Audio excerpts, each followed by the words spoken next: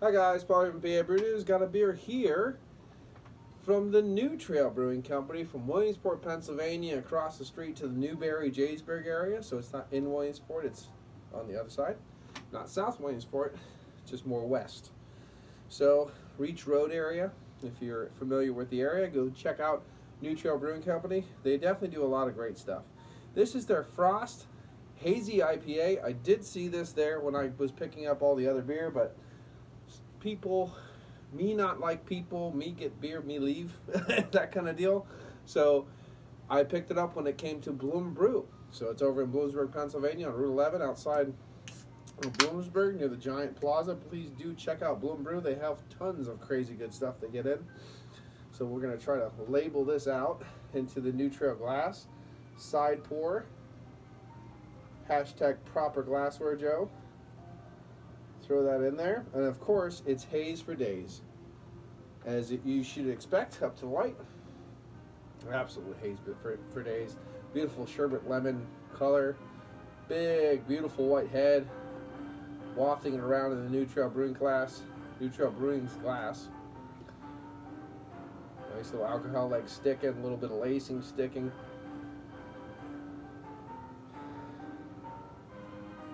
Beautiful bright pepperiness, earthiness, tangerine, clementine, a little bit of grapefruit quality in there too. Nice earthy pepperiness. Smells quite nice. There's something that reminds me, and I don't know what it is, but there was the slightest waft in my nose of a soft peppermint mint, but I doubt there's peppermint mint in there. It was such a bright pepper. Well, there's a lot of earthy pepperiness, but there was something that just wafted my palate of a spearmint, but it was very subtle. And I doubt it's in here, but at the same time, it hit me. It did hit me. A little bit of floral quality too, just a hint of it.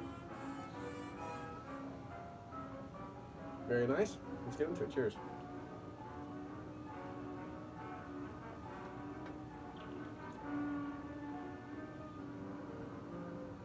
Smooth as silk, smooth as silk, smooth as silk. Slight little torrefied oat sweetness in there, very subtle. Nice medium side of a medium body, very soft oil pillowiness. Epic lacing, nice lacing sticking to the glass, beautiful to see. Not very bombastic, very subtle, very subdued, but very easy drinking. Subtle nuances of a clementine, grapefruit, but very subtle. Just wafting through, very creamsicle-y, if you know what I mean. Very, very reminiscent of a very subtle creamsicle vibe.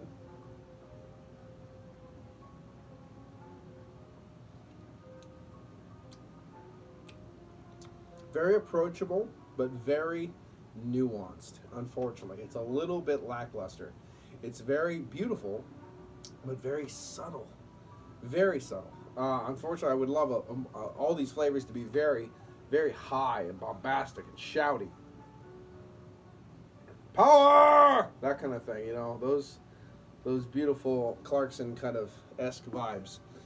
If you know Top Gear and the Grand Tour. But beautiful haze for days, absolutely epic looking beer, lovely. Again, another lovely, just kind of lemon sherbet look to this beer. Huge pillowy white head, nice tight bubbles, nice creaminess on the top of that head. Again, lots of alcohol legs sticking, probably pushing close to like 7% alcohol by volume. Definitely has nice lacing kind of forming going on. Very, very nice. Looks beautiful in this glass.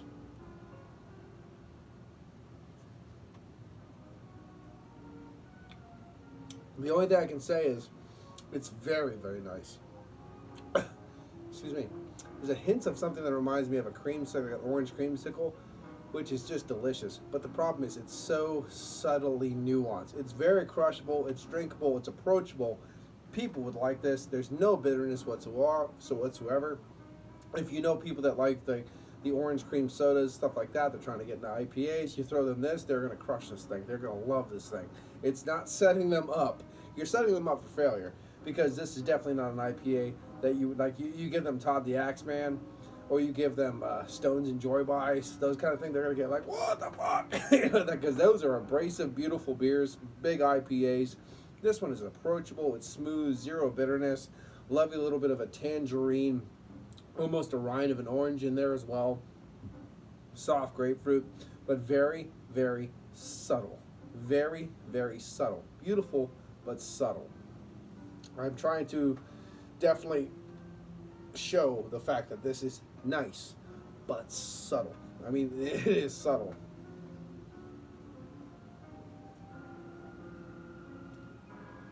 This would be a beautiful homebrew. It reminds me of one of the homebrews I did called There's Always Vanilla, named after a George Romero film. And it was just nice hints of orange and vanilla, and it had a beautiful creamsicle vibe. Mine was a little bit more bombastic than this one, but this has that same kind of just lovely drinking, sipping. I could just sip on this all day, no problem. Very nice little beer. Not going to give it the highest rating in the world because the fact that it is so bombastic, so lackluster rather, and not bombastic. You all know how I serve my beer. Room temperature. That's how you get the full flavor. Off flavors and good flavors. That's how you would do a review, because it really shows you the brewing quality of the beer. Now this, ice cold, as some people like to drink it, I doubt you would even get some of the characters that I'm having right now. So that would be horrible. You know, people would be like drinking this going, there's nothing, and then they would complain about it, and it would not be good. So I could definitely see that happening. So, but the way I'm drinking it right now, the way it should be drank, nice cold, but not cool, you know, cool but not cold, and that kind of just nice 55, 60 degree room temperature. It's just an enjoyable drinking experience. Very subtle, but very tasty. So I gotta give it an 8 out of 10.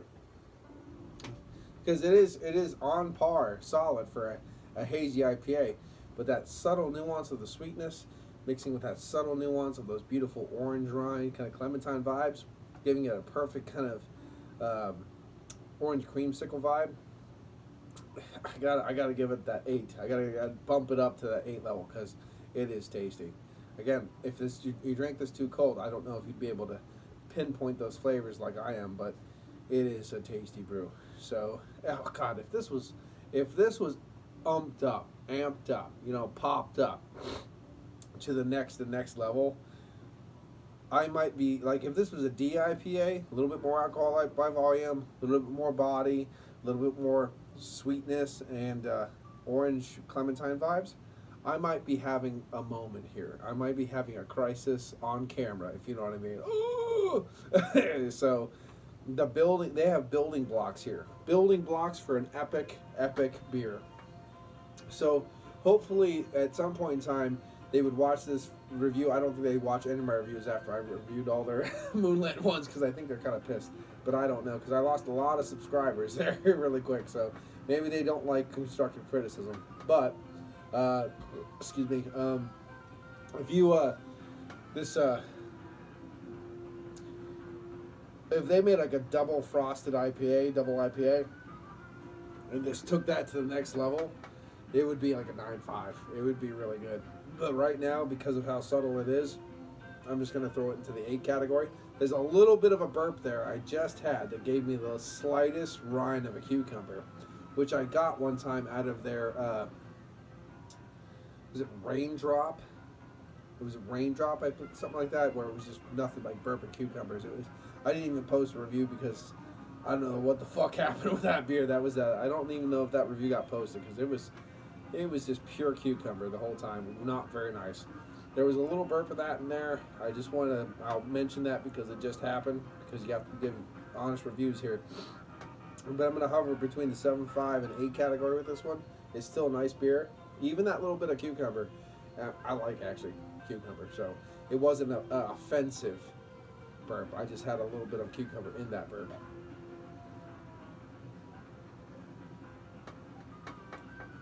And the burp is really where you get that hop coming out, breathing to you, speaking to you. So, but right now I like it.